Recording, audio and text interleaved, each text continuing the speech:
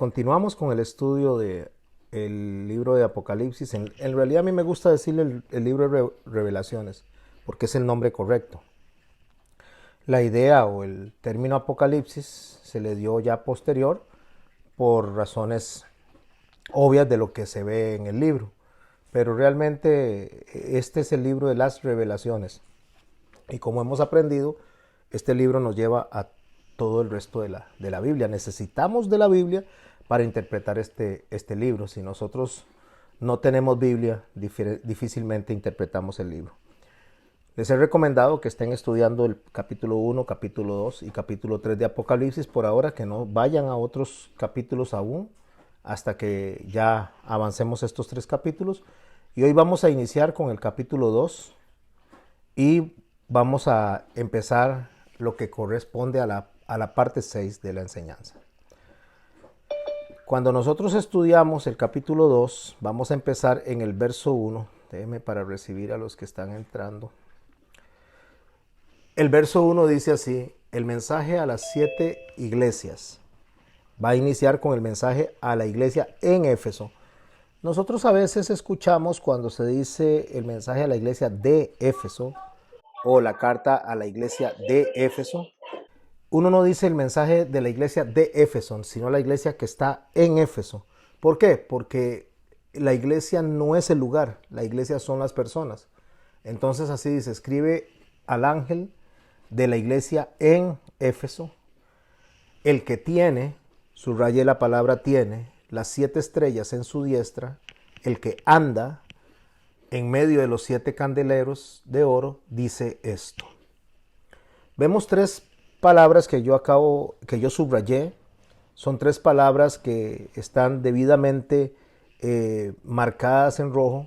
Es tiene, anda y dice. Cuando hablamos que escriba al ángel, o cuando el escrito dice que le escriba al ángel, se está refiriendo al pastor, al misionero, a la persona líder que está en cada una de las iglesias. Y lo vemos más adelante cuando el mismo Señor nos explica esto. Cuando le dice escribe al ángel de la iglesia en Éfeso, entonces le está dirigiendo las palabras a la persona que está a cargo de esa iglesia en Éfeso. Cuando dice el que tiene, o sea, el que tiene se refiere a la autoridad, a un derecho adquirido para darlo a su heredero o para trasladarlo. Cuando digo heredero, básicamente es coheredero.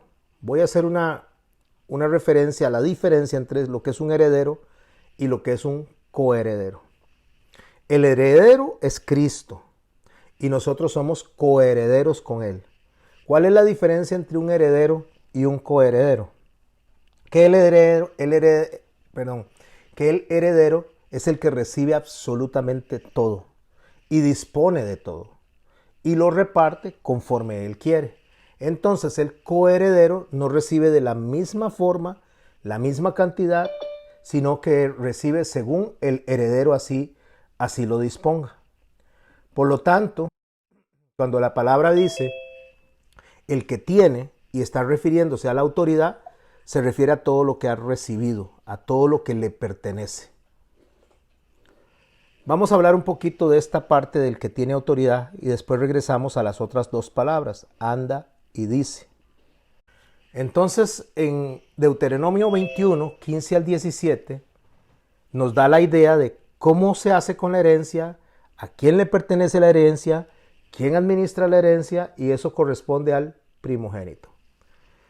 La palabra dice en el verso 15 de Deuteronomio 21, y si un hombre tuviere 2 mujeres, estamos hablando que ellos están administrando justamente lo que le pertenece a cada una de las esposas del heredero o de la persona que tiene que dar la herencia. Si un hombre tuviera 2 mujeres y la una amada y la otra aborrecida, cuando hace esa separación, la figura literaria, o sea, lo que es la figura simbólica de estas mujeres, corresponde uno a Israel y la otra a los gentiles. Podríamos decirlo, como lo dice Pablo también, a judíos o griegos de la iglesia. Si este hombre tuviera una mujer amada y la otra aborrecida, dice, y la hija y la amada y la aborrecida le hubiesen dado hijos. Cuando habla de esto significa de la descendencia de estas dos mujeres, en este caso de la descendencia de Israel, los judíos, y la descendencia de los gentiles.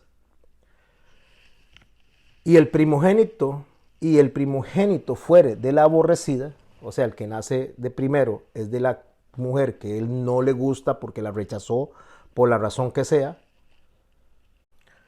A partir de ese momento entonces se inicia el periodo de la iglesia y es la iglesia la que enseña, es la iglesia la que es la voz de Cristo, pero esa iglesia está compuesta de todos los grupos que el Señor va añadiendo, sean judíos o sean griegos, sean gentiles o sean israelitas. ¿Con qué fin hace el Señor esto? De ir integrando lo que Él vino a hacer su esposa y se va construyendo alrededor de estas personas todo lo que es la misión. Cuando se separa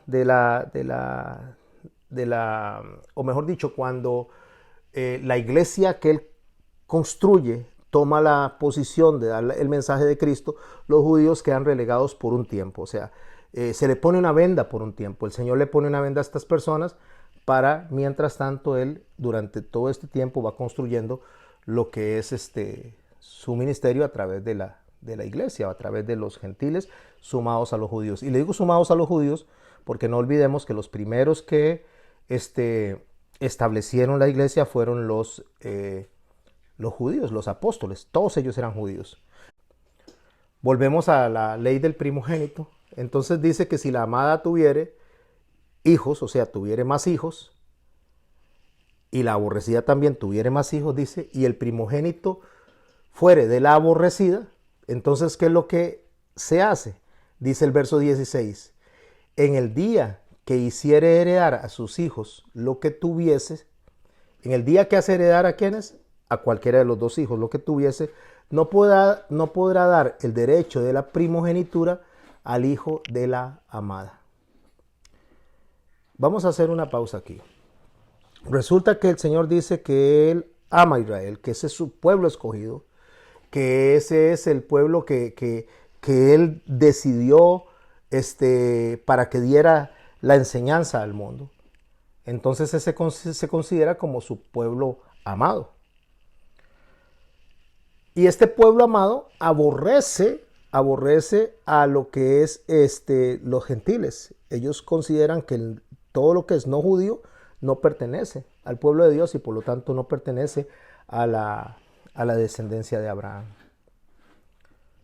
Dice el verso 16, en el día que se hiciese heredar a sus hijos lo que tuviese, no podrá dar derecho de primogenitura al hijo de la amada con preferencia al hijo de la aborrecida.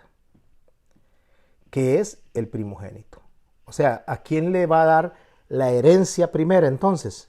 Le va a dar la herencia primera al hijo de la aborrecida. Pero tengamos mucho cuidado. No significa que los judíos fueron desechados. Significa que están en pausa. Mientras tanto, los gentiles reciben el Espíritu Santo. Los judíos de la primera iglesia, que está considerada dentro de las 7 como la iglesia en Éfeso, esa es la figura que estamos estudiando hoy, estos judíos van a llegar en un momento al entendimiento porque Dios les va a abrir el entendimiento. Vamos a irnos a Romanos 11, 17 al 24.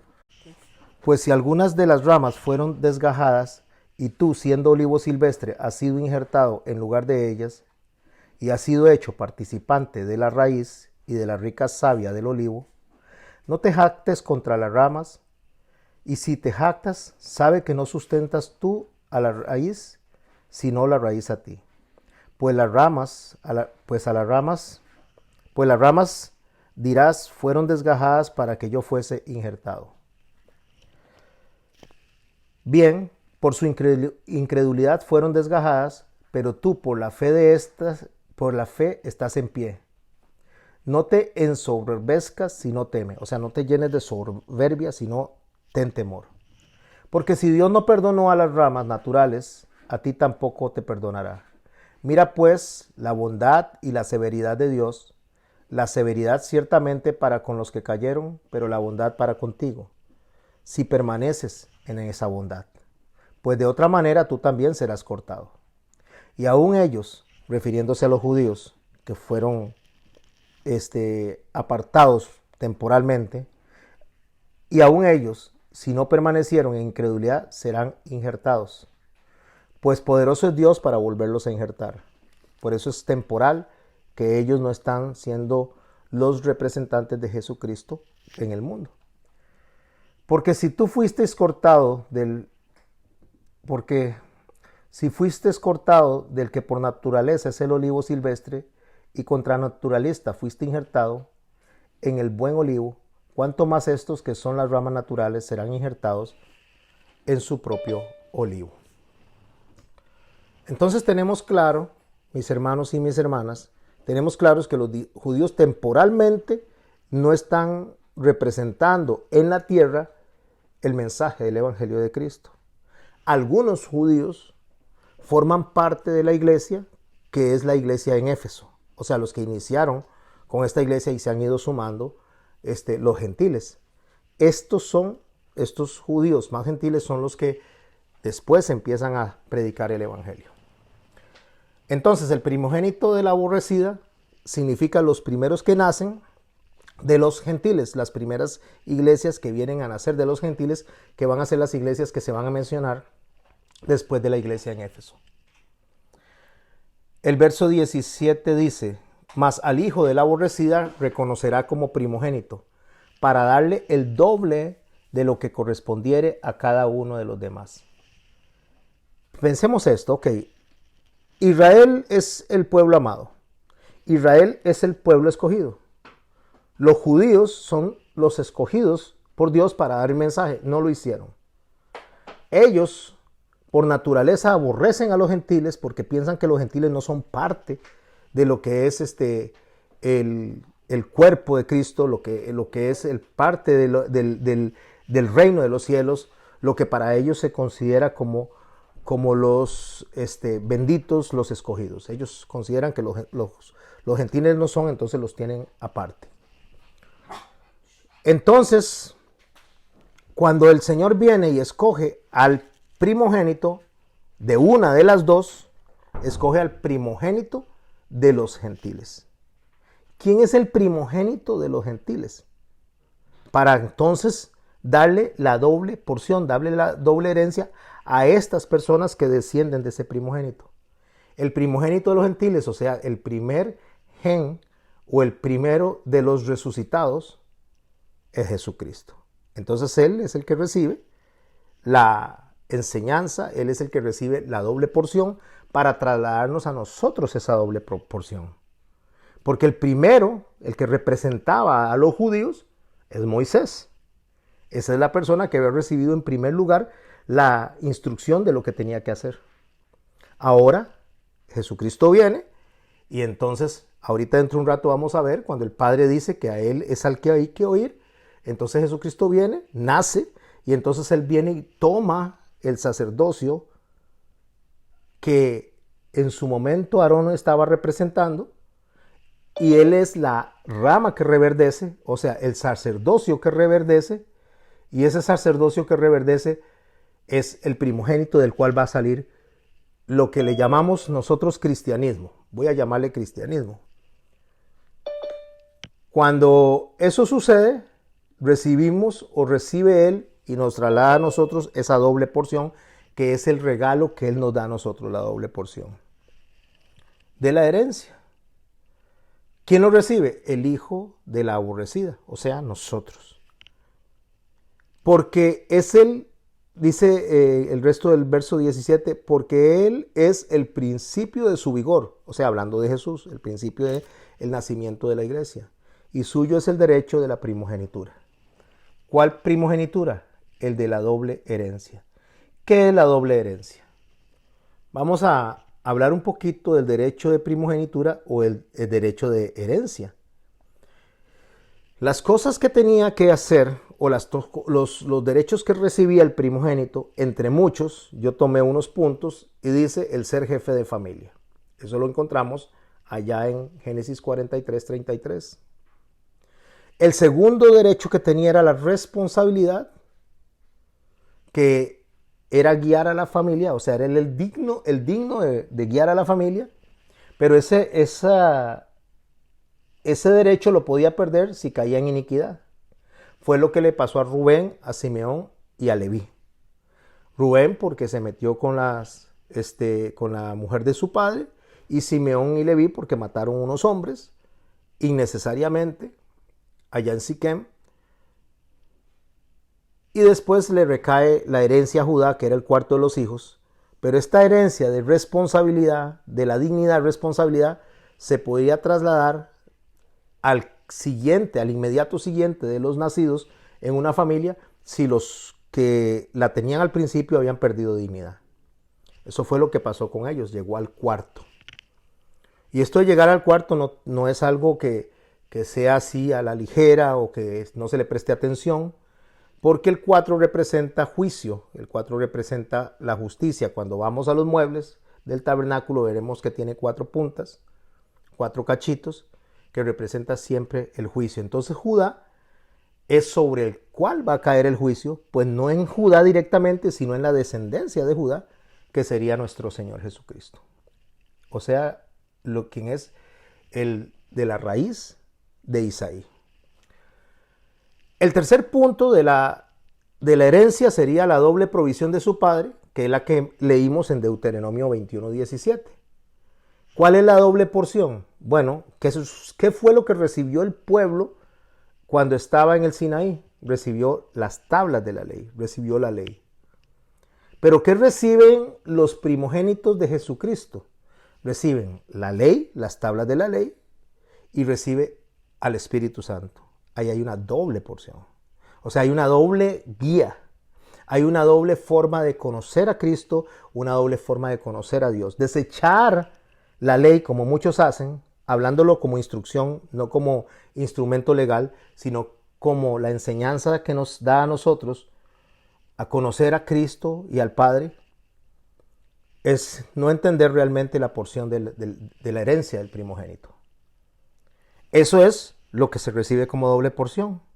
Eso es lo que la iglesia recibió. Recibió la palabra, que la tenemos todos en escrito, y recibió el Espíritu Santo para interpretar esa palabra.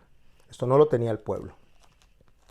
Y en cuarto punto, no quise meter más, pero el cuarto punto es el macho, el primogénito de los animales, le pertenecía a Dios. Como el macho, el primogénito de los animales, le pertenece a Dios, que es lo que encontramos en Éxodo capítulo 13 o en Levítico 27, Jesús es el primogénito de los hijos espirituales de nuestro Padre Celestial, el unigénito del Padre en carne y el primero en levantarse de los muertos en la resurrección, y Él le pertenece a Dios. Así como el animal que se sacrificaba le pertenecía a Dios. Ahora vamos a ir al segundo punto de lo que leímos en el primer verso. Y vuelvo a leer el verso. Escribe al ángel de la iglesia en Éfeso, el que tiene, ya hablé de la autoridad, el derecho adquirido para darlo en herencia, que lo que hace él es repartir conforme a lo que él quiere, porque él es el heredero y nosotros los coherederos. Dice, el que tiene las 7 estrellas a su diestra, que anda, y aquí vamos a ver este punto, que anda en medio de los 7 candeleros de oro. Ahorita voy a hablar de los candeleros de oro, pero voy a hablar del que anda. Eso está hablando de ejemplo de testimonio a escuchar. Él no solo tiene la autoridad, sino que él es el ejemplo y el testimonio. Veámoslo en Mateo capítulo 17 y a partir del verso 1 dice el texto: 6 días después ¿de qué? De que Jesús anunciara su muerte. 6 días después Jesús tomó a Pedro, a Jacobo y a Juan su hermano y los llevó aparte a un monte alto y se transfiguró delante de ellos. Se transfiguró es que pudieron verlo tal y cual es él. Se transfiguró es que lo pudieron ver tal y cual es él en gloria. Y se transfiguró delante de ellos y resplandeció su rostro como el sol. ¿Sabe qué está pasando aquí? Que como él es el que va a presentar al Espíritu Santo, como él es el que va a mandar al otro consolador, como él es Dios, Entonces él representa la gloria de Dios en ese momento. Está repitiendo lo que pasó en Éxodo 34 en el verso 29, cuando Moisés también reflejó la gloria de Dios. Por supuesto que no como él, pero sí reflejó la gloria de Dios. Pero quiero hacer una observación ahí. Vámonos a Éxodo capítulo 34, verso 29. Dice así la palabra del Señor en el verso 29. Y aconteció que descendiendo Moisés del monte Sinaí con las 2 tablas del testimonio en su mano, al descender del monte no sabía Moisés que la piel de su rostro resplandecía después de que hubo hablado con Dios. Él viene y se transfigura, es esa misma figura. A Moisés se le dieron las tablas de la ley, esa fue la primera porción. El Señor viene y se transfigura también delante de estas personas, o sea, delante de Jacobo, de Pedro y de Juan. Y en el momento en que Él se transfigura, está repitiendo o está cumpliéndose aquella figura que se vio en el Sinaí. Lo que pasa es que en el capítulo 34 del libro del Éxodo se está hablando de las segundas tablas, porque Moisés había quebrado las primeras tablas en el capítulo 32. Esas primeras tablas que Moisés quebró fue que el pueblo no estaba preparado para recibirlas. Es una figura de que el pueblo no puede sostener el pacto que Dios estaba estableciendo en ese momento. Entonces, cuando lo que hace Dios con las nuevas tablas es pactar Dios con Dios. O sea, Jehová pacta con Jehová lo que corresponde al nuevo pacto, el pacto renovado. Y el pacto renovado consiste justamente en lo que nosotros estamos conociendo como la iglesia, a través y dirigida por el Espíritu Santo. Si ustedes leen todo el capítulo 34 del libro del Éxodo, se van a encontrar que Moisés dice que, voy a leer a partir del verso 1, lo voy a leer rápidamente para que ustedes vean dónde Dios pacta con Dios, o sea, Jesús con el Padre. Y Jehová dijo a Moisés: alístate 2 tablas de piedra como las primeras, las que quebró, y escribiré sobre esas tablas las palabras que estaban en las tablas primeras que quebraste. Prepárate pues para mañana y sube de mañana al monte Sinaí y preséntate ante mí sobre la cumbre del monte. Y no suba hombre contigo ni parezca alguno en todo el monte, ni ovejas ni bueyes pascan delante del monte. Y Moisés alistó las 2 tablas de piedra como las primeras y se levantó de mañana y subió al monte Sinaí como le mandó Jehová. Y llevó en su mano las 2 tablas de piedra. Y Jehová descendió en la nube. Ahora hágale una pausa ahí, estoy en el verso 5. Y Jehová descendió en la nube y estuvo allí. Está Moisés con las 2 tablas, desciende Jehová en una nube. Y dice el texto cuando desciende Jehová: Jehová descendió y estuvo allí proclamando el nombre de Jehová. ¿Quién está proclamando el nombre de Jehová? Jehová. El Padre desciende y empieza a proclamar el nombre de Jehová. O el Hijo desciende y empieza a proclamar el nombre de Jehová. No importa el orden en que lo pongamos, la idea es que Dios está descendiendo y está proclamando el nombre de Dios. Y pasando Jehová por delante de él, o sea, parándose Dios delante de Moisés, proclamó: Jehová, Jehová, fuerte, misericordioso y piadoso, tardo para la ira y grande en misericordia y de verdad. ¿Quién está diciendo estas palabras? Dios, Jehová. ¿A quién se las está diciendo? A Jehová. Que guarda la misericordia a millares y perdona la iniquidad, la rebelión y el pecado, y que de ningún modo tendrá por inocente al malvado, que visita la iniquidad de los padres sobre los hijos y sobre los hijos de los hijos hasta la 3ª y 4ª generación. Ahí está hablando de misericordia. Algunos interpretan castigo, pero no es castigo. Lo que está hablando es que visita la iniquidad, está diciendo que llama al arrepentimiento a los hijos y a los hijos de los hijos y a los hijos de los hijos. Ese es el pacto que se está dando ahí. Es un pacto de misericordia, no es un pacto de castigo. Entonces, verso 8, apresurándose Moisés, bajó la cabeza hacia el suelo y adoró. Eso fue lo que pasó en ese momento cuando resplandeció el rostro de Moisés.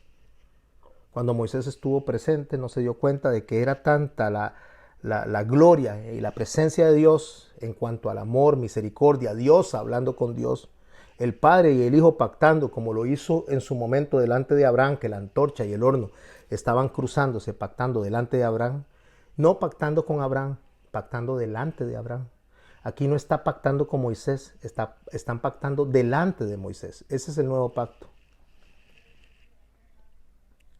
Esto que estamos leyendo aquí lo que hace es darnos una figura de lo que está allá. Y sus vestidos se hicieron blancos como la luz. Y aquí aparecieron Moisés y Elías hablando con él. ¿Quiénes aparecen? Moisés y Elías. Moisés representa el primer pacto. Moisés representa a la primera esposa, representa a Israel, representa a los judíos, y Elías representa a la profecía, a los profetas, a los que decían lo que iba a pasar con el resto de la humanidad, que iba a pasar con los demás rebaños, cómo Dios iba a salvar y a alcanzar a otras personas que no solo eran judías, pero que estaban incluidos dentro de la promesa del pacto. Este pacto que acabamos de leer. Entonces él está hablando, Dios está hablando con Dios delante de Moisés, y cuando él está hablando, ahora en este momento, está hablando de la siguiente manera. Voy a pasar la filmina. Entonces Pedro le dijo a Jesús, Pastor, ¿sí? Perdón, Pastor, las filminas no están llegando a nosotros. ¿No las están viendo? Bueno, a mí no me están llegando, no sé si ¿Los demás los están viendo? hermanos. No, a mí tampoco. No. Ok, déjeme un segundito a ver si lo corregimos. Repito, para que nos ubiquemos mentalmente. Voy a devolverme y de manera rápida, recordemos que estamos viendo el testimonio a escuchar, o sea, el ejemplo a escuchar de la autoridad que tiene el derecho de repartir conforme a su derecho de herencia en cuanto a la primogenitura. 6 días después que anunció su muerte, Jesús tomó a Pedro, a Pedro, a Jacobo y a Juan su hermano. Cuando dice Juan su hermano se está refiriendo a Juan, hermano de Jacobo. Se los llevó aparte de él al monte alto y se transfiguró delante de ellos y resplandeció su rostro como el sol. Ya leí Éxodo 34. Y sus vestidos se hicieron blancos como la luz. Eso fue la referencia que leí en Éxodo, mencioné de Éxodo 32 y lo que leímos de Éxodo 34. Y aquí les aparecieron Moisés y Elías hablando con él. O sea, representa a Moisés la ley y Elías representa a los profetas. Y empiezan a hablar con él. Cuando Moisés estaba viendo hablar a Dios con Dios, era una conversación de misericordia, una conversación de amor, era una conversación donde se iba a sostener el pacto entre el Padre y el Hijo, porque el pueblo no fue capaz de sostener la oferta que Dios les había hecho en el capítulo 32 del libro de Éxodo, donde les dice, esto es lo que tienen que hacer ustedes. Son las mismas leyes, son los mismos mandamientos, solo que el hombre no puede sostener eso. Entonces él viene y lo hace de Dios con Dios. Dios es el que va a sostener eso. El Padre y el Hijo. Entonces esta conversación que se dio allá, donde el Dios con Dios estuvieron pactando, se está cumpliendo acá. Es lo que estamos viendo, donde dice, ok, ahí está la ley y están las profecías. Entonces, donde Pedro ve eso, dice Pedro, Señor, bueno es para nosotros que estemos aquí si quieres. Hagamos aquí 3 enramadas, una para ti, la otra para Moisés y la otra para Elías. El problema del hombre es que la condición del hombre no le permite ver más allá de las necesidades inmediatas. Entonces lo que hace es ofrecer en Dios una interpretación justamente de la ley y de la profecía en una connotación temporal. Cuando se está viendo esto, cuando Pedro se pone a ver esto, él piensa de manera temporal. Entonces dice, bueno, Dios quédate con nosotros, hagamos una enramada, la enramada es para proteger del calor y vivamos aquí. Esa es una referencia a la teología de la prosperidad. Así es como el hombre hoy día enseña, así es como las iglesias que vamos a estudiar hasta llegar a la iglesia, a la Odisea, de la iglesia de la apostasía, se comporta dentro de la temporalidad. Hagamos enramadas, proclamemos, decretemos, hagamos énfasis en las riquezas, hagamos énfasis en el bienestar del hombre. Eso es poner las enramadas. Entonces, Pedro, que es judío, lo primero que piensa es en la temporalidad. Hagamos 3 enramadas, una para ti, Señor, una para Moisés, que representa la ley, y otra para Elías, que representa la profecía. Y mientras él aún hablaba, o sea, mientras Pedro estaba hablándole, diciéndole al Señor Jesús cómo había que hacer las cosas, como hoy en día la gente le dice a Dios cómo hay que hacer las cosas, Señor, yo te digo, yo me apropio de tus promesas, yo declaro, yo hago esto, es el yo-yo que está dentro de la gente que debería enseñar a Cristo y no enseña a Cristo, se enseña más a sí mismo que a Cristo. Mientras Pedro está hablando de eso, se da el escenario que pasó hacía muchos años delante de Moisés. Mientras él aún hablaba,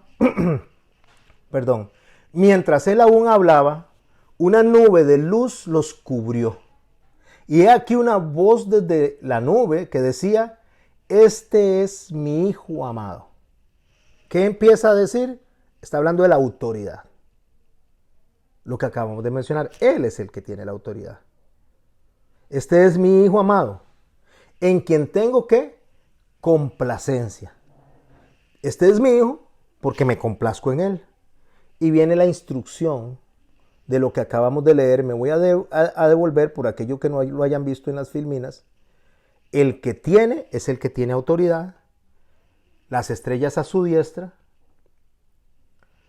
que se refiere justamente a los mensajeros, a los sacerdotes, a los pastores, a los guías espirituales, llame como se llame. El Señor dice, yo tengo autoridad sobre estas personas.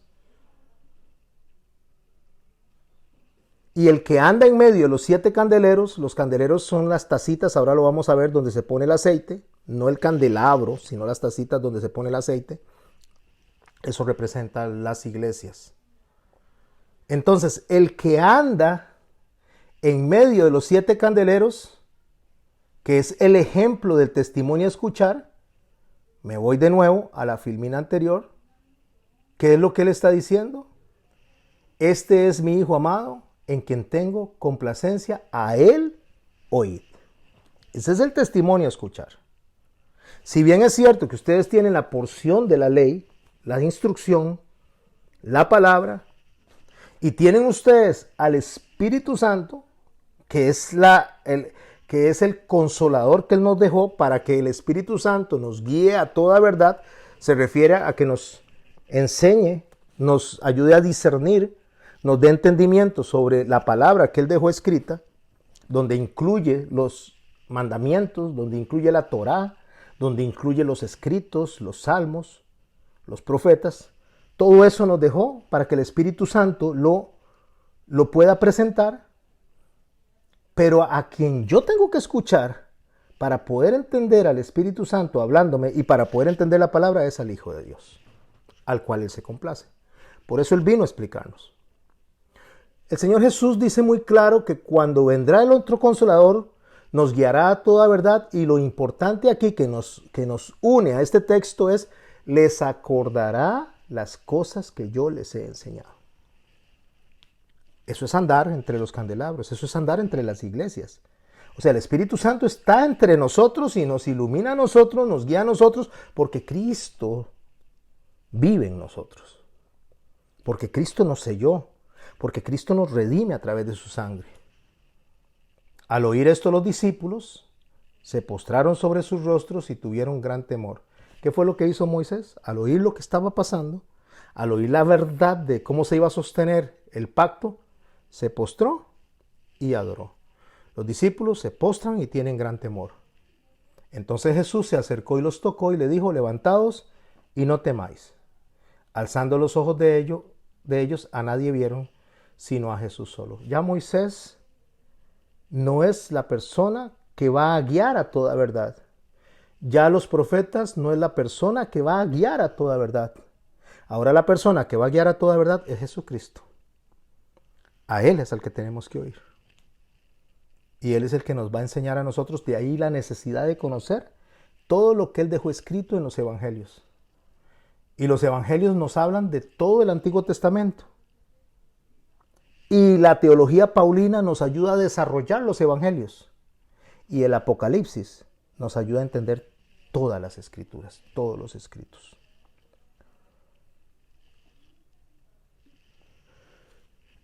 En Mateo 12, en el verso 38, vamos a ver unas conexiones en lo que tiene que referirse con a Él oíd.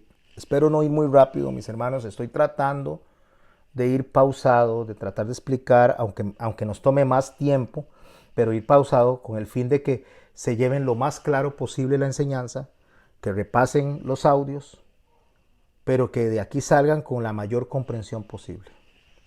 Mateo capítulo 12, en el verso 38 dice, entonces respondieron algunos de los escribas y de los fariseos, diciendo, Maestro, deseamos ver de ti señal. Voy a hacer una pausa aquí. ¿Qué es lo que busca la iglesia cuando se reúne? ¿Qué es lo que busca mayormente las personas que se dicen creyentes cuando se reúnen? Señal. Que alguien les diga una profecía, que alguien saque, por ejemplo, una risa santa, que salga polvo de oro del techo, o que tal vez una persona sea sanada, o que una persona esté hablando en lenguas, o que una persona le salga un espíritu, o sea, algo que pueda yo ver, algo que me pueda decir a mí que la presencia de Dios está en este lugar. Los escribas y los fariseos de la misma manera pensaban.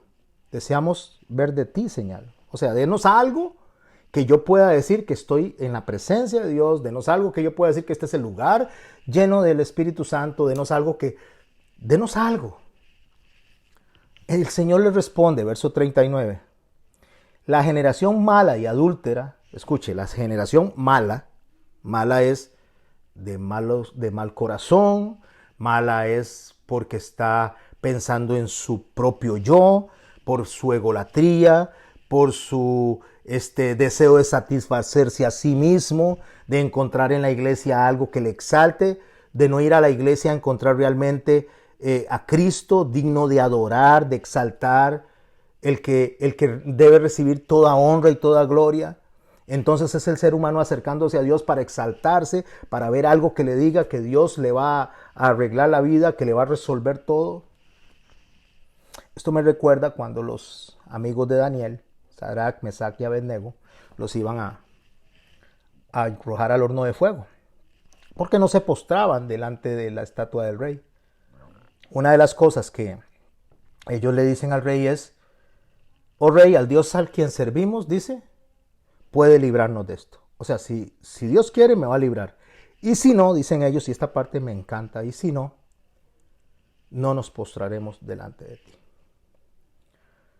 Bueno, la generación mala prefiere postrarse delante de las señales, prefiere postrarse delante de los amantes de sí mismos, así es como lo dice Pablo, amadores de sí mismos, de las personas que lo que quieren enseñar es prosperidad, temporalidad, como le pasó a Pedro. Queremos poner enramadas, no estamos pensando en la gloria de Dios, ni en la eternidad, ni estar con Él, estamos pensando en esta tierra. Esa generación es mala, así lo dice él. Y adúltera. ¿Adúltera por qué? Porque están introduciendo enseñanzas que Dios no puso. Enseñanzas que satisfagan la humanidad. Humanistas, psicología. Hacer sentir a la gente contenta. Y no es que sea malo que estemos contentos, pero nosotros tenemos que darnos por gozosos que tengamos a Cristo y eso debe ser suficiente para nosotros. Pues esta generación mala y adúltera demanda señal. Pero, y vea que estoy poniendo el pero en grande, pero señal no le será dada. sino la señal del profeta Jonás. Ok, no les voy a dar ninguna señal más que esta. Es la única que voy a dar. Y él viene y describe cuál es la señal. Lo que pasa es que esta señal se confunde, porque la señal tiene dos connotaciones. La primera la dice él en el verso 40 de este capítulo 12. Porque como estuvo Jonás en el vientre del gran pez 3 días y 3 noches, esa es la primera parte. Va a pasar algo de lo cual ustedes van a poder ver, en lo cual ustedes van a ver el cumplimiento de lo que les estoy diciendo. ¿Quiere señal? Como a Gedeón. Gedeón pidió señal y entonces Dios permitió que se humedeciera no me acuerdo cómo se llama esto, era como una especie de ramitas, que el vellón, ahora sí. El Señor permitió que se humedeciera el vellón y después estuviera seco el vellón delante de Gedeón, para que Gedeón viera que él lo estaba respaldando. O sea, es que al final de cuentas Dios nos permite a nosotros tener tal vez algún tipo de cosas para que nosotros sepamos que Él está de parte nuestra. Y eso se llaman bendiciones, aunque son añadiduras. Debemos de buscar el reino de Dios y su justicia y después lo demás vendrá por añadidura. Pero él viene, bueno, esta es la señal del profeta Jonás. Jonás estuvo en el vientre del gran pez 3 días y 3 noches. Y aquí se concentra la mayoría de las personas. Esa es la señal. La señal es que él iba a estar en el sepulcro. Pero esa no es la señal que él está diciendo, porque atrás está diciendo, no les daré más señal sino la del profeta Jonás. Pero resulta que acabamos de leer que el que anda, que es el que tiene la autoridad para hablar, al que hay que escuchar, porque está hablando y ahora está por encima de lo que Moisés dijo, está por encima de los que los profetas dijeron, porque él nos está explicando realmente qué es lo que él quiere como Dios de nosotros. Entonces, así estará el Hijo del Hombre en el corazón de la tierra 3 días y 3 noches. Pero no olviden lo que dice aquí, sino la señal del profeta Jonás. Sigo leyendo el 41 antes de que nos vayamos al libro de Jonás a leer una porción para ver cuál es la verdadera señal a la cual se está refiriendo él cuando Dios dice en el monte de la transfiguración, a él oíd. Es que esta es la parte interesante, esta es la parte importante, donde él le dice, este es mi hijo en el cual me complazco. Ahí está la ley, Moisés, y están los profetas. A él oíd. De hecho, Jonás era un profeta. Jonás escribió todo este libro de Jonás. Y él entra dentro de ese grupo de personas a las cuales el Señor dice, a él oíd. O sea, Jonás entra dentro del grupo, dentro de lo que representa Elías. Verso 41, los hombres de Nínive se levantarán en el juicio con esta generación y la condenarán con esta generación, o sea, con ustedes que están pidiendo señal.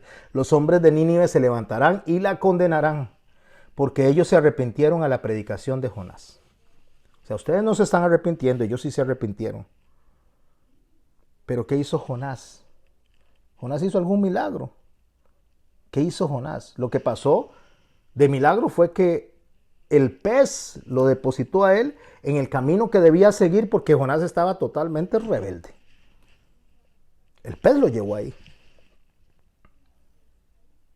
Y entonces él dice, estas personas se arrepintieron a la predicación, a lo que Jonás estaba diciendo. A eso fue que se arrepintieron. Y entonces él dice, he aquí, más que Jonás en este lugar. O sea, más que lo que Jonás hizo, más que la autoridad de Jonás, más que la predicación de Jonás, estoy yo. A él oíd. Vea lo que dice en Jonás capítulo 1 en el verso 17. Pero Jehová tenía preparado un gran pez que tragase a Jonás, y estuvo Jonás en el vientre del pez 3 días y 3 noches. Jesús mencionó esto, que como Jonás estuvo en el vientre del pez 3 días y 3 noches, de la misma manera él iba a dar una señal, pero la señal está antes de esta mención. Pero Jehová tenía preparado un gran pez. ¿Qué es lo que él está diciendo? El pez que llevó a Jonás hasta la dirección que tenía que ir. El pez es la señal. No tenemos que pensar si era una ballena, porque no lo era. No tenemos que si era un tiburón tigre, porque no lo era. Era un pez que nadie sabe cómo era porque fue preparado para ese momento. O sea, es un pez único. No hay ninguno antes ni después. Como ese pez. Esa es la señal. Generación mala y adúltera demanda señal, pero señal no le será dada sino la señal del profeta Jonás. O sea, dejen de andar buscando todo el circo que mucha gente hace. Confíen únicamente en lo que yo les digo, porque yo soy más que Jonás. Y es lo que el Señor está diciendo cuando dice que hablaba con él: este es mi Hijo amado, en el cual me complazco, a él oíd. Es suficiente para la iglesia con lo que Jesús dijo. Es suficiente para la iglesia con lo que Dios escribió. Es suficiente para la iglesia con estas dos herencias del primogénito que nos la traslada a nosotros, que es su palabra, de la cual dice que no pasará, la ciencia pasará, el mundo pasará, la tierra pasará, todo pasará, menos mi palabra. Y dentro del mundo, dentro de la ciencia, está todo lo que la humanidad tiene de manera temporal, donde los creyentes quieren poner una enramada. Una para ti, Señor, una para Elías y otra para nosotros. Eso se llama teología de la prosperidad, metida en lo más profundo de la iglesia, y lo vamos a ver en la Odisea. Recuerden que estamos estudiando Apocalipsis, pero para entender Apocalipsis tenemos que pasar por todo esto. ¿Cuál es la señal? La señal es Jesucristo.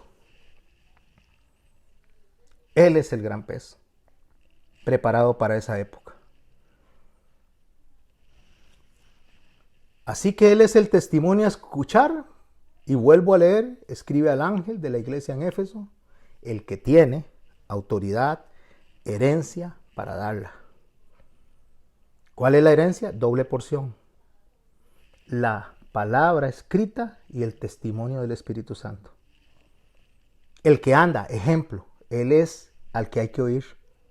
Él es el que vino a vivir la vida como nosotros tenemos que vivirla. Está escrito en esa palabra. La palabra nos es recordada por el Espíritu Santo y el Espíritu Santo nos da entendimiento. Pero hay una demanda de testimonio. Porque dice: el que anda en medio de los 7 candeleros de oro dice esto. Ahí viene la demanda. ¿Cuál es la demanda? En el capítulo 3 del libro de Juan, a partir del verso 4, él está hablando con Nicodemo. Nicodemo es un hombre del Sanedrín. Nico significa poder, significa, victoria, victorioso, eso significa Nico. Es como las tenis Nike. Nike significa victoria. Y demo significa casa. O sea, Nicos es el victorioso sobre la casa. Él está hablando con Nicodemo. Y Nicodemo le dice: ¿cómo puede un hombre nacer siendo viejo? Porque el Señor viene y le dice que es necesario nacer de nuevo. Y le pregunta a Nicodemo: ¿puede acaso entrar por segunda vez en el vientre de su madre y nacer? Jesús le responde: de cierto te digo, que el que no naciere de agua y del Espíritu no puede entrar en el reino de Dios. No puede. Ahí viene la demanda. La demanda del que tiene autoridad, la demanda del que es el único que puede decirnos cómo hacer las cosas, nos está diciendo que no se puede entrar en el reino de los cielos a menos que se nazca de nuevo. Y no puede entrar en el reino de Dios no significa de manera presencial, sino de manera experimental. O sea, no podemos entender, no podemos reconocer, no podemos discernir, no podemos entender la palabra de Dios a menos que no nazca de agua y de espíritu. Agua representa juicio, un juicio que cayó sobre Jesús, y el espíritu representa el nuevo nacimiento que Jesús hace en nosotros después de que Él resucita. Por eso Pablo dijo que era necesario que Él resucitara, porque si no, nuestra fe y el evangelio no tendrían razón. Dice el verso 6, lo que es nacido de la carne, o sea, lo que nace de la humanidad, hablando del que nace de una mujer, carne es, o sea, es humanidad. Y lo que es nacido del Espíritu, Espíritu es. Lo que nace del Espíritu Santo, Espíritu es. Y le dice a Nicodemo, no te maravilles que te dije, os es necesario nacer de nuevo. Y viene la demanda de una manera más clara. El viento sopla de donde quiere y oyes su sonido, mas ni sabes de dónde viene ni a dónde va. Así es todo el que es nacido del Espíritu. Lo que está diciendo es, ni cuenta se dan. El Espíritu Santo viene a ustedes, el Espíritu Santo los impacta, el Espíritu Santo los renace, el Espíritu Santo los justifica y no nos damos ni cuenta. Solo sabemos que algo pasó. ¿Pero qué fue lo que pasó? Lo que fue pactado delante de Abraham, lo que fue pactado delante de Moisés y lo que se está pactando delante de estos hombres. Y esto lo vamos a ver explicado de una manera magistral en el Apocalipsis. Respondió Nicodemo y le dijo, ¿cómo puede hacerse esto? Y Jesús le dijo, ¿eres tú maestro de Israel y no sabes esto? Vea, mi hermano y mi hermana, esto debería impactarnos a nosotros. ¿Somos nosotros cristianos y no nos hemos dado cuenta de esto?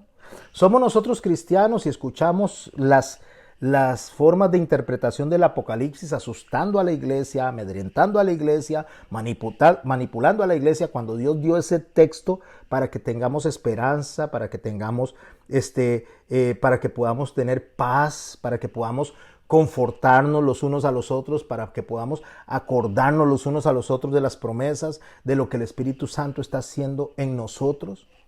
¿Y no saben esto? Entonces, la iglesia hoy en día se deja manipular por montones de enseñanzas, por montones de señales que Dios no está mandando, porque ya Él dio una sola señal, Jesucristo. Esa es la señal. A Él hay que oír, a Él hay que creerle. ¿Y sabe cómo empieza el Apocalipsis? Por favor, ábralo conmigo en el capítulo 1. Y lo vamos a leer. Dice así el texto de Revelaciones en el capítulo 1, en el verso 1. La revelación de Jesucristo que Dios le dio. ¿Quién está hablando? Jesús. ¿A quién hay que oír? A Jesús. ¿Quién es el primogénito? Jesús. ¿Quién es el primer resucitado? Jesús. ¿Y quién nos está explicando a nosotros todo lo que hay del Apocalipsis para atrás, toda la Biblia? Jesús. La revelación de Jesucristo que Dios le dio para manifestar a sus siervos. ¿Quiénes son sus siervos? Levante la mano. Usted es su siervo. Yo soy su siervo. Los que Él llama al servicio de su iglesia. El que llama a darnos a nosotros esa porción, doble porción de la primogenitura, donde nos da la palabra y nos da el Espíritu Santo, somos los siervos. A su siervo las cosas que deben suceder pronto, y la declaró enviándola por medio del ángel a su siervo Juan, que ha dado testimonio de la palabra de Dios y del testimonio de Jesucristo de todas las cosas que ha visto. Y escuche lo que dice el verso 3, que es importantísimo. Bienaventurado el que lee. ¿Quién está leyendo esto? Si usted está leyendo eso, puede levantar la mano perfectamente. Yo lo estoy leyendo. El que lee y los que oyen. ¿Quién están oyendo lo que estamos estudiando? Ustedes y yo. Y muchas personas alrededor del mundo, pero hablemos de esta clase. Las palabras de esta profecía y guardan las cosas que en ella están escritas, porque el tiempo está cerca. Y nótese que dice no de estas, en plural, profecías. Dice las palabras de esta en singular profecía. ¿Cuál es lo que el Señor está presentando como profecía? Que todo en el Apocalipsis se está presentando como cumplido. Está diciendo, este es el fin. Cuando ustedes lean todo para atrás, sepan hacia dónde se dirigen. Puesto los ojos en Cristo, autor y consumador de la fe. Puesto los ojos allá. Pero les voy a decir dónde está la meta y dónde está el fin. Para que ustedes sientan realmente, para que ustedes crean realmente, para que ustedes tengan entendimiento realmente de las cosas como son. No necesitan que les salga nadie con ninguna cosa extraordinaria. No necesitan que las montañas se muevan. No necesitan que de pronto salga un monstruo del agua que se va a comer a la iglesia. No necesitan nada de eso. Lo único que necesitamos es creer a la persona que nos está hablando. A Él oíd. Y es nuestro Señor Jesucristo. Usted es maestro de Israel, le dice a Nicodemo, y no sabe esto. Y nos dice a nosotros hoy, en la actualidad, podríamos decir, y ustedes son cristianos y no saben esto. Y ustedes dicen que me conocen y que conocen al Padre y no saben esto.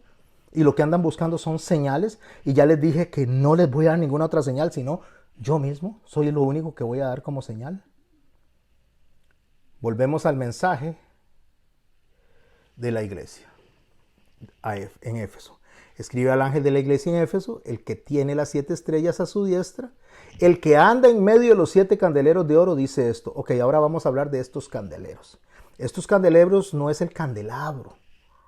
Estos candeleros es una tacita que se ponía encima. Claro, la menorá, que es el candelero y el candelabro, está hecho de una sola pieza y hecha a martillo. A martillo porque representa el sufrimiento. Y es una sola pieza de oro que representa la majestad. Pero los candeleros, si no fuera una sola pieza, serían lamparitas que se quitan, o sea, como unas tacitas para echar el aceite. El que anda, ya dijimos que es el que demanda testimonio, en los 7 candeleros dice esto. Y esto de los candeleros es donde le voy a pedir que preste atención. El candelabro es esto que está en el centro. Ese es el candelabro. El candelabro es el que llega hasta el piso. El candelabro es lo que se toca la tierra. Lo que se pone encima del candelabro, arriba en la parte alta, son los candeleros. O sea, los que van a sostener el aceite o las candelitas. El candelero era de oro sólido, como les dije, representa la majestad. Tiene este pedestal que es la pieza central, que es el candelabro que sostiene a todos los candeleros. Salían 3 brazos hacia un lado y 3 brazos hacia el otro. En el extremo de cada uno de ellos hay una lámpara, que es la que está arriba, ese es el candelero, que está encendida constantemente. Es alimentada con aceite de oliva, y este aceite de oliva no tenían que permitirse que se apagara nunca, que representa la unción, representa la comunión, representa estar en constante conocimiento del Padre, en constante aprendizaje del Padre y del Hijo. Y estas luces los sacerdotes tenían que atenderlas todos los días para que la lámpara no se apagara. Era donde estaba la única luz que había dentro del tabernáculo. Y si usted ve aquí a esta figura de hombre caminando entre los candelabros, es lo que él está diciendo: voy a estar caminando en medio de las iglesias. Este caminar en medio de las iglesias, mi hermano y mi hermana, usted lo ve en la figura del poste central. Caminar en medio es sostener.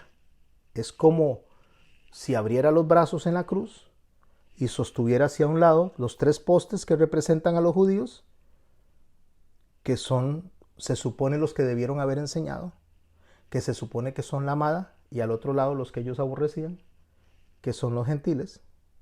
Están sostenidos en los 2 brazos de los 2 lados y él está en el centro. Es como si en la cruz estuviéramos sostenidos uno a cada lado. El judeo-cristianismo. Caminar en medio significa que él está velando para que nosotros podamos llegar a buen término, a buen puerto. Tipifica al Espíritu Santo de Dios como la manifestación de los 7 espíritus, o sea, la mente de Dios. La mente de Dios como espíritu principal. En Filipenses capítulo 2 nos dice: haya en vosotros este sentir que también hubo en Cristo. Y nos enseña que no se escatimó ser como Dios ni estar como Dios, sino que renunció a sí mismo para venir a tierra a servir a la creación. Entonces, Él nos sostiene a nosotros para que nosotros seamos como Él, porque así lo dice en el aposento alto cuando le pregunta a los apóstoles: ¿entendieron lo que he hecho? Y ellos dicen: sí, Señor. Y Él dice: ejemplo les he dado para que hagan como yo hice. ¿Qué fue lo que hizo Él? Servir, no servirse. En la famosa teología de la prosperidad, la gente que está dirigiendo a la gente se sirve de la gente. Eso no es de Cristo.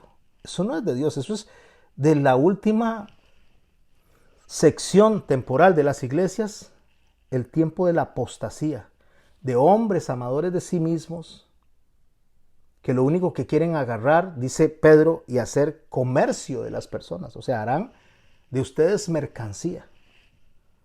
Y eso es lo que sucede cuando una persona toma la Biblia, la manipula para poder hacer mercancía de las personas.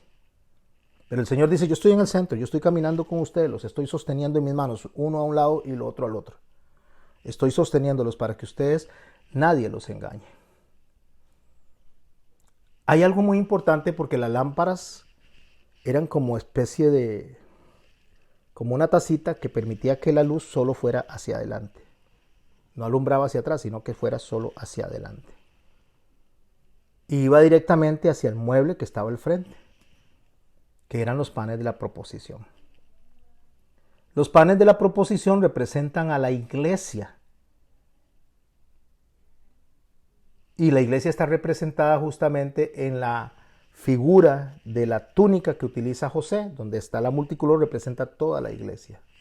¿Quién era José? Era hijo de Jacob, que Israel.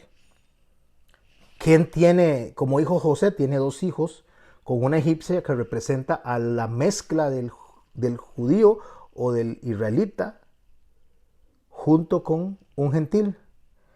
Entonces, José representa a Cristo sosteniéndonos en los dos lados, judíos, cristianos. José es descendiente de judíos, José es descendiente de israelitas, con cristianismo, o mejor dicho, con los gentiles a un lado. Y eso es la iglesia, es lo que está representando, representa a Jesús. Y los panes de la proposición representan eso. Entonces, la luz de la menorá, la luz que está alumbrando constantemente sin que se apague, siempre va a estar alumbrando a esos panes, que representan la palabra de Dios, para que tengamos entendimiento en ella, porque representaba la unción de los sacerdotes. Y en Apocalipsis 1:6, más adelante, dice que Dios nos hizo reyes y sacerdotes para Cristo. ¿Qué hace un rey? Un rey viene y ejecuta, da órdenes, y un sacerdote es intercesor, intermediario.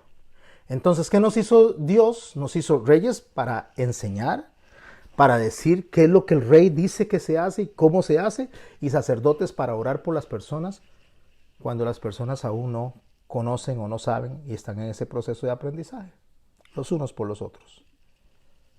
Las 7 luces tipifican a Cristo y lo que le da Cristo a la iglesia en todos los tiempos. Cada tacita, cada lucecita encendida va a representar a la iglesia en una parte del tiempo, aparte de lo que es el judeocristianismo.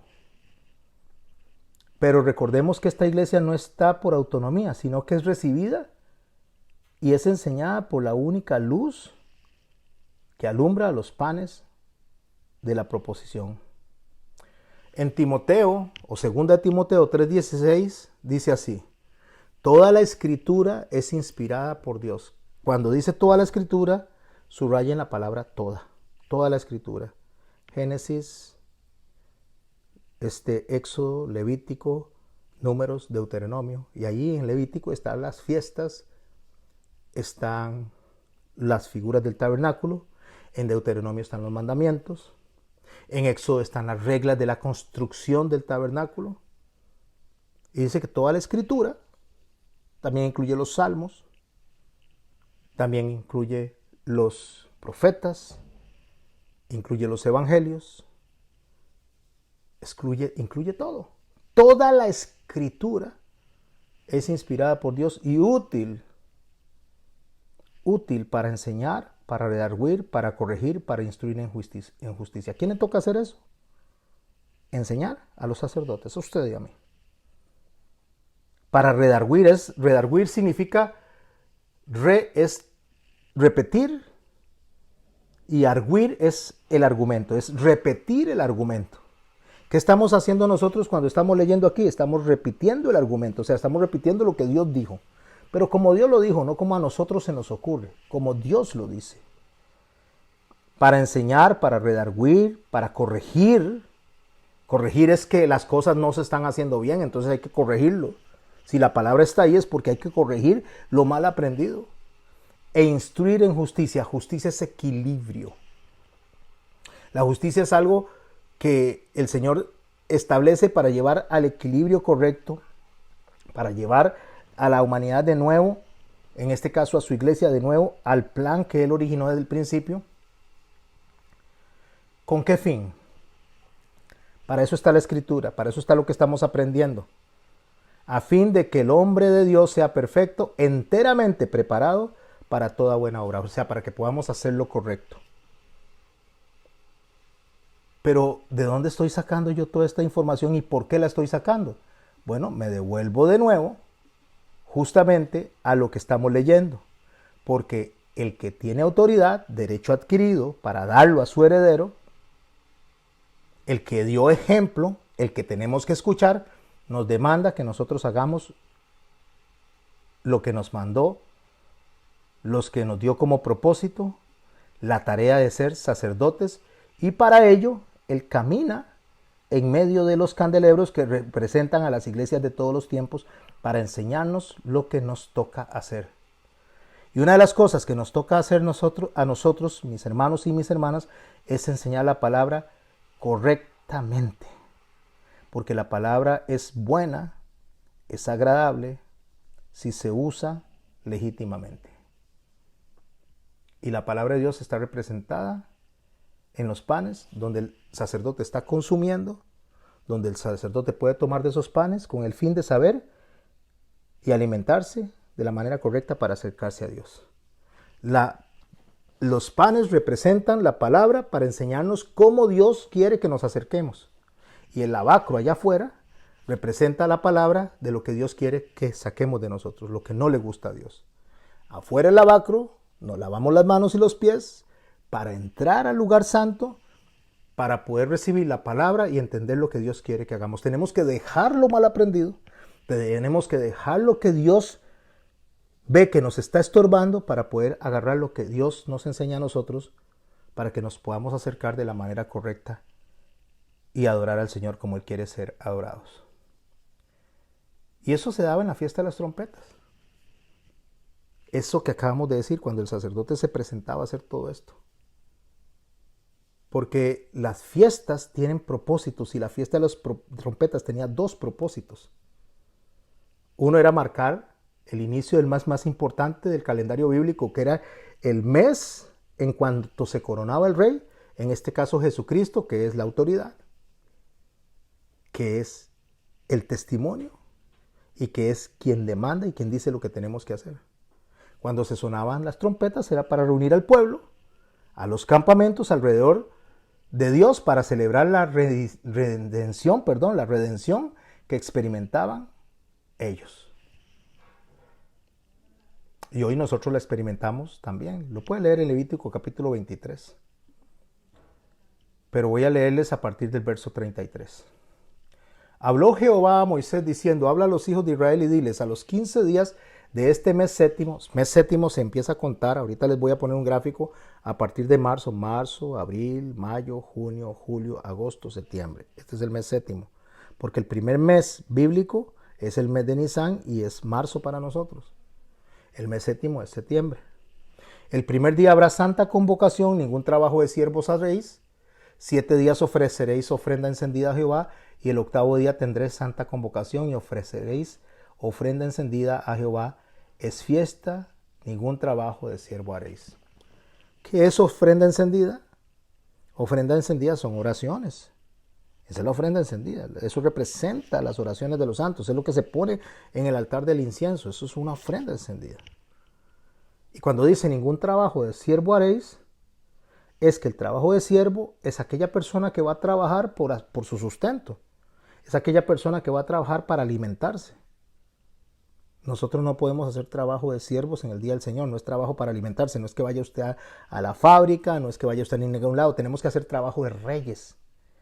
Y el trabajo del rey en este caso es enseñar, es interceder, es el tiempo para el Señor. Es el día del Señor. Y las trompetas se tocaban para convocar a las personas a hacer eso.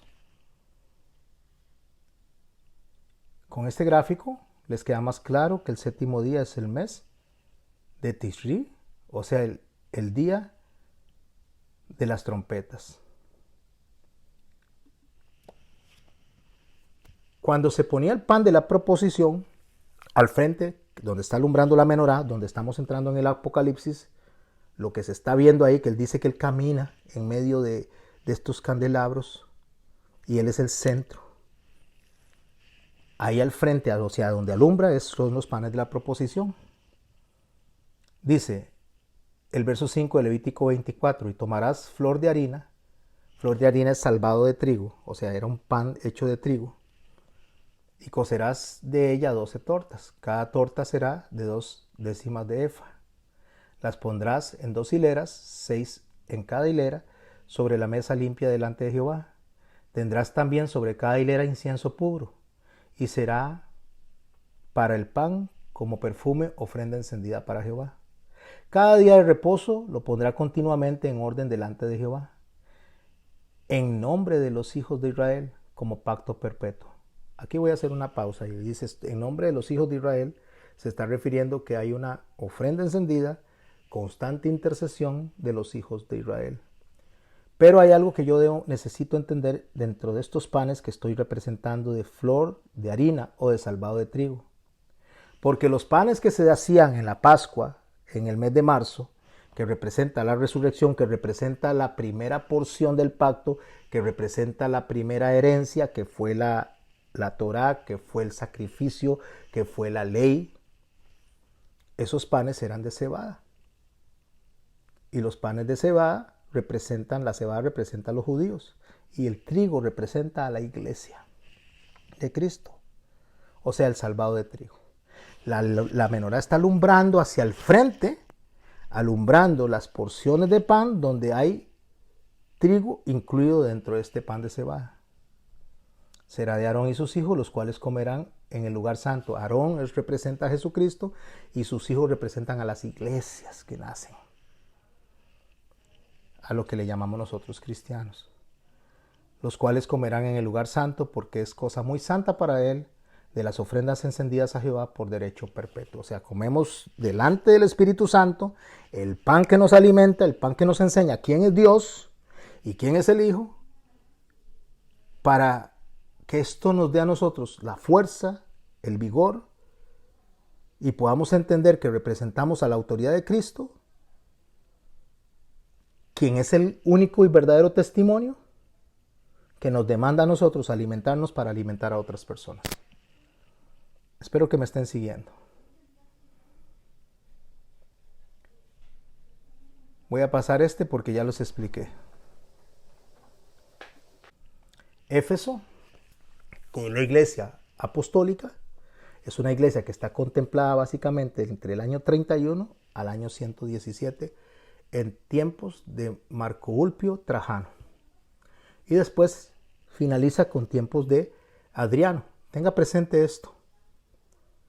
Porque la persecución más grande que empezaron a recibir cuando arrestan a Juan para escribir Éfeso o escribir el Apocalipsis a las 7 iglesias, inicia desde Domiciano, porque él es arrestado en el año 98 durante las persecuciones de Domiciano.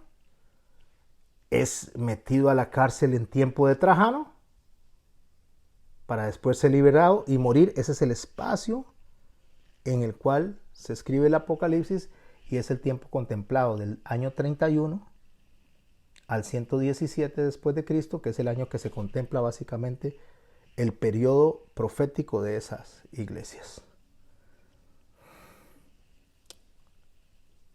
Éfeso fue la primera ciudad, para poder entender un poco las conexiones, la primera ciudad del mundo, de todo el mundo, que recibió la primera iluminación.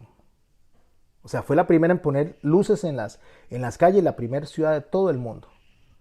Entonces esa conexión nos hace a nosotros enseñar que la primera iglesia, no refiriéndose a las personas, sino refiriéndose a la figura de esa ciudad, la primera luz que nosotros recibimos realmente de lo que es Jesucristo y de lo que es Dios, viene de la iglesia apostólica, de la iglesia que está en Éfeso, que es en la actual Turquía.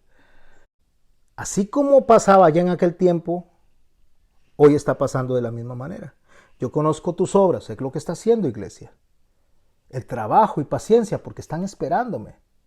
Pero no puede soportar a los malos. O sea, no podemos, estoy hablándole de la iglesia, estoy hablando del remanente. Ya expliqué en las primeras clases, las primeras 4 clases, qué es el remanente. De dónde van saliendo la iglesia, cómo se va componiendo la iglesia, de dónde Dios viene formándola, de todos los rebaños. Pero conforme nos vamos formando, vamos identificando, vamos teniendo discernimiento a través de lo que el Señor nos enseña, de lo que no es de Dios, y podemos reconocer lo que es de Dios. Has probado a los que dicen ser apóstoles y no lo son, y los has hallado mentirosos. Has sufrido, has tenido paciencia, has trabajado arduamente por amor a mi nombre y no has desmayado. Amor a mi nombre, esa parte nombre es amor a mi autoridad, amor a lo que yo represento, a que soy el que anda, a que soy el que debe ser escuchado, al que soy el que demanda testimonio, por amor a esa autoridad, a ese nombre, y no has desmayado. Pero tengo una cosa contra ti, o sea, tengo algo contra ti. Entre todo lo bueno que estoy reconociéndole a la iglesia en Éfeso, hay algo que no me gusta, que has dejado tu primer amor. ¿Qué es dejar el primer amor? ¿Qué nos dio el Señor como herencia? La palabra, toda la escritura, el Espíritu Santo. Esas son las 2 herencias. El Señor viene e impacta a la iglesia del primer momento. Quedaron asombrados de ver que no solamente a los judíos les había sido dado el Espíritu Santo, pues sino que en el aposento alto se dan cuenta que a los gentiles también. Cuando a Cornelio también, que no fue Pedro para que se salvara, sino que Pedro fue para darle a él el mensaje de inclusión, y sobre ellos vino el Espíritu Santo también, porque ya Cornelio ya había sido redimido, ya había sido salvado. Lo que necesitaba era que el apóstol le explicara. Y nosotros, mis amados hermanos y mis amadas hermanas, nosotros también tenemos eso que nos impresiona, que Dios nos puso en el corazón, que decimos, wow, qué maravilla lo que el Señor ha hecho con nosotros, lo que nos dio. Pero yo tengo que preguntarme entonces, ¿qué es dejar el primer amor? Porque si yo no entiendo qué es dejar el primer amor, voy a entender que soy yo el que me desenamoré, o Dios se desenamoró de mí, y no entiendo el concepto del primer amor. Para yo entender eso, tengo que irme a 1 Juan 4:19, dice, nosotros le amamos a Él porque Él nos amó primero. Eso no se puede quitar. Dios no nos puede dejar de amar, no nos va a dejar de amar. Si cuando éramos sus enemigos, dice la palabra, Él nos amó, ahora con mucho más razón, ahora que somos sus hijos. Entonces no se trata de perder el amor de Dios. ¿De qué se trata entonces? ¿Qué es dejar el primer amor? En 1 Juan 5:3 nos ayuda un poco más. Este es el amor a Dios. Ahí es donde está lo que dejamos. Que guardemos sus mandamientos. Y sus mandamientos no son gravosos. ¿Qué es lo que le está diciendo a la iglesia en Éfeso? Has dejado el primer amor.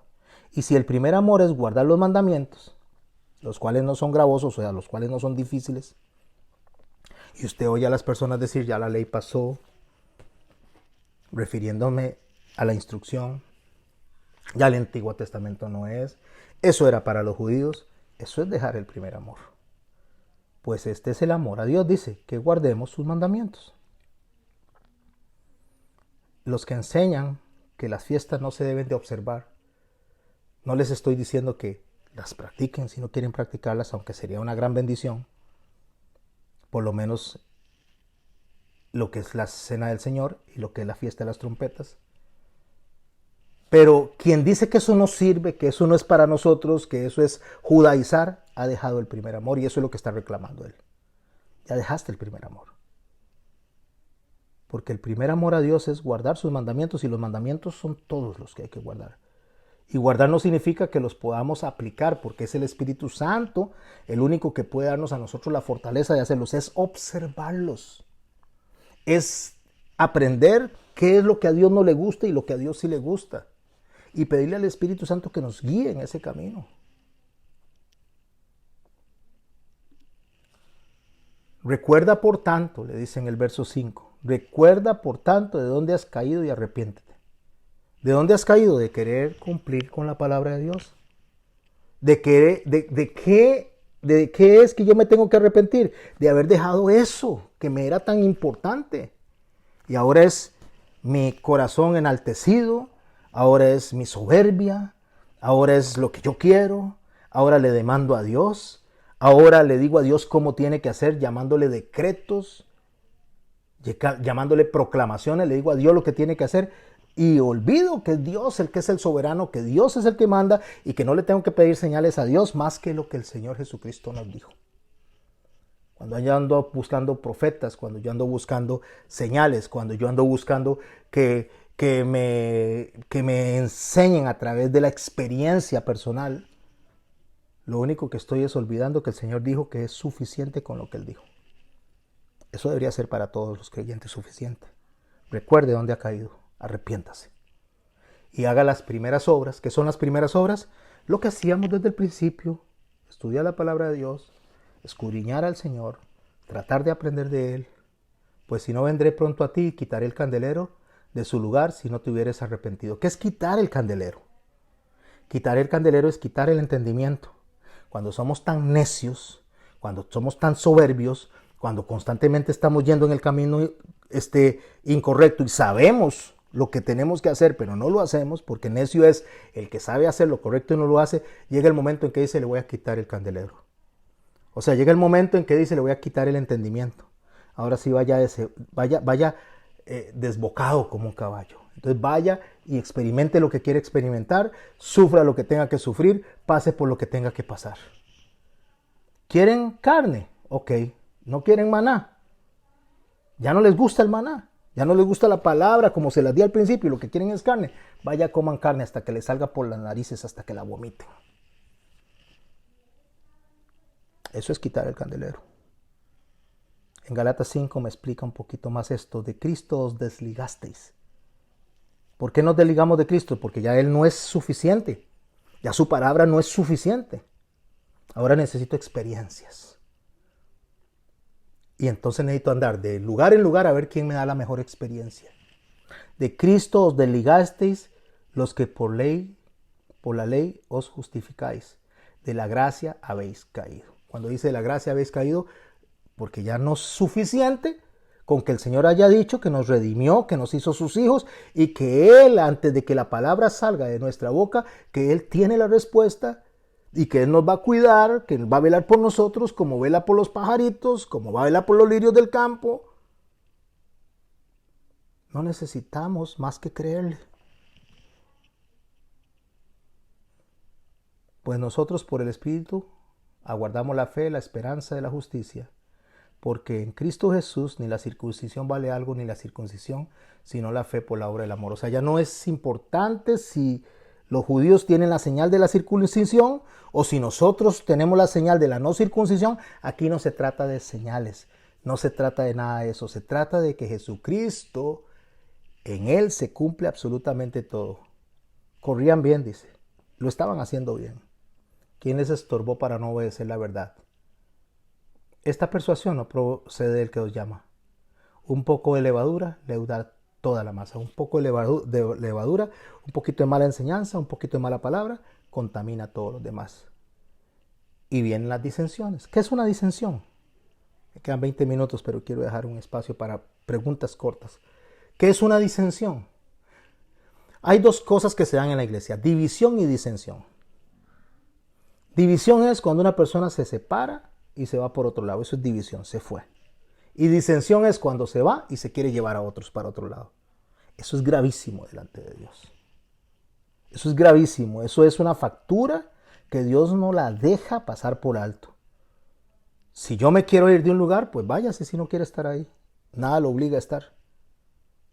Y se vaya con su desamor, con su falta de perdón, vaya con todos sus problemas, su egolatría, su egocentrismo para otro lado, y esos problemas los va a llevar a todo lado porque no se arregló en este lugar, sino que los va a llevar para todo lado. Pero lo peor de lo peor, lo más grave, lo que el Señor va a facturar con una facturota bien grande, mejor les hubiera sido, dice, tirarse al fondo del mar con una piedra del molino de asno y ahogarse ahí. La piedra del molino de asno pesaba 2 toneladas, tonelada y media, 2 toneladas. Póngase eso en el cuello y tírese al mar. Eso le va a salir más barato que la factura que tiene por hacer caer a mis pequeños. Porque cuando una persona se va, hace daño a la iglesia.